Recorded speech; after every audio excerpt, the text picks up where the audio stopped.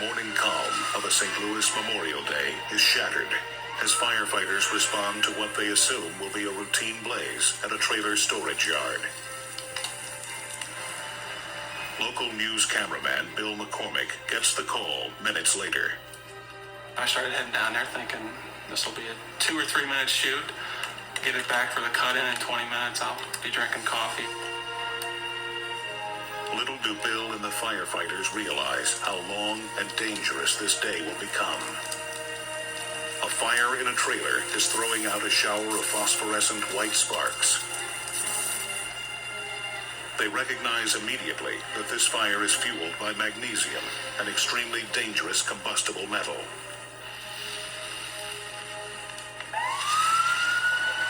Because magnesium reacts violently with water, firefighters would normally smother it with a dry chemical compound. But the truck is too hot to enter.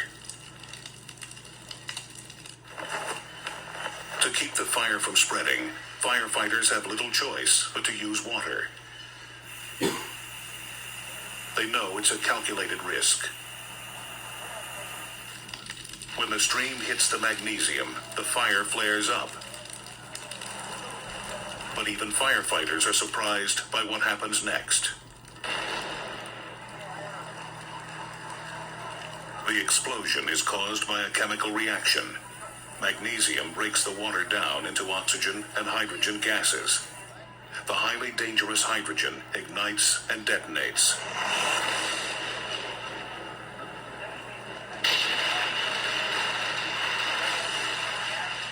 Water also spreads the fire. Pyrotechnic expert Ira Katz demonstrates. When magnesium is burning, it burns steady in one place. When you pour water on it, you actually use the water as a vehicle to carry the flames elsewhere, all through the entire surrounding area. Burning magnesium also releases toxic smoke.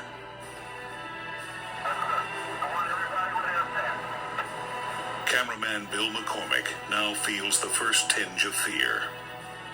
We've shot in smoke before and they've never moved us out, but there was one captain who was just screamed, get out of the smoke. Despite firefighters' efforts, the flames fed by the explosions are spreading.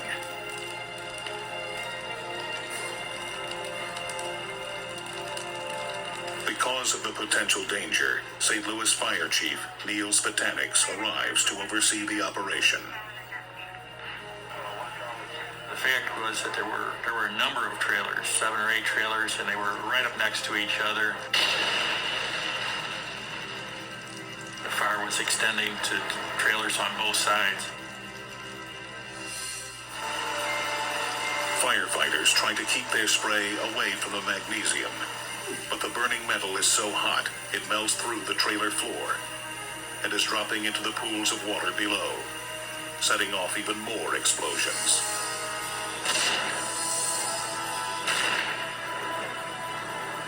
Chief Spetanics is worried. If he turns off the water, the explosions will stop. But without water, the fire will grow unabated, and an entire street could go up in smoke.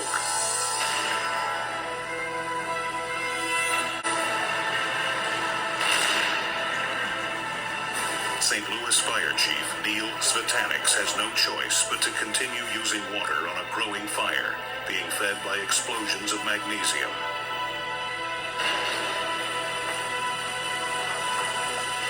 Now, he will try to use enough to drown the magnesium fire in a massive wash. As much water as the city of St. Louis can provide. If it doesn't work, more and larger explosions are sure to follow as the magnesium reacts to the water. The chief orders the evacuation of the neighborhood. Make sure all the houses are evacuated on Prescott and on Clarence. 13 elevated master water streams are set up. At Spetanic's signal, they flood the scene with more than 10,000 gallons per minute. But the magnesium fire is not extinguished.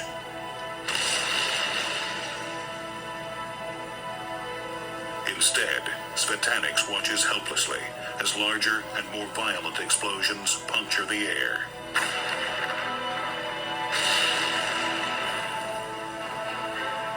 The explosions were brilliant flashes, tremendous fireballs, 100, 200 feet in diameter. News cameraman Bill McCormick records the mayhem. The explosions that scared you were the ones that you didn't expect.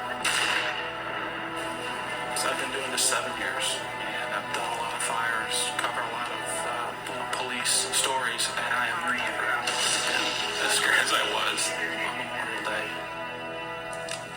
Yeah, we've had a major explosion, and we're getting more water on it, and with the defensive stand. Svetanix knows things may get even worse before this is over.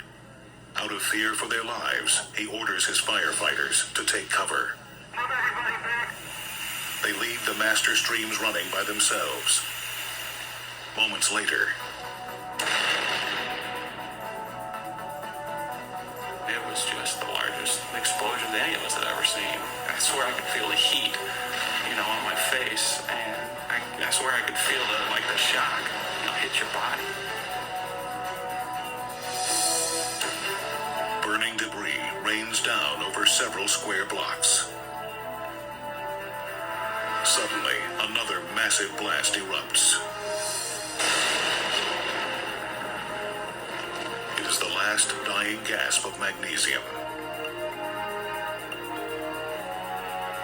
Once the explosions have stopped, the fire is easy to control. Tons of sand are quickly dumped on the smoldering remains to forestall any further explosions. We're going to have a helicopter landing there shortly. The one that's overhead. It didn't go the way Fire Chief Svetanix had hoped.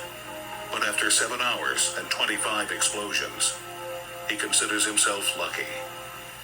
When you walk away from a fire like this with no loss of life, and the fire hasn't extended out of the yard, and nobody's house was burnt down, and you didn't lose any fire trucks, you went back to the engine house with the same number of firemen you left with, that's a key to success. Investigators determined that the cause of the fire was a rare combination of factors. Although the magnesium was stored in metal barrels, humidity evidently intruded and ignited the unstable metal. The explosive fire is ruled an accident. The incredible events of that Memorial Day and the mighty blasts that rocked the city of St. Louis remind us that fire can be more of a complex foe than we sometimes think.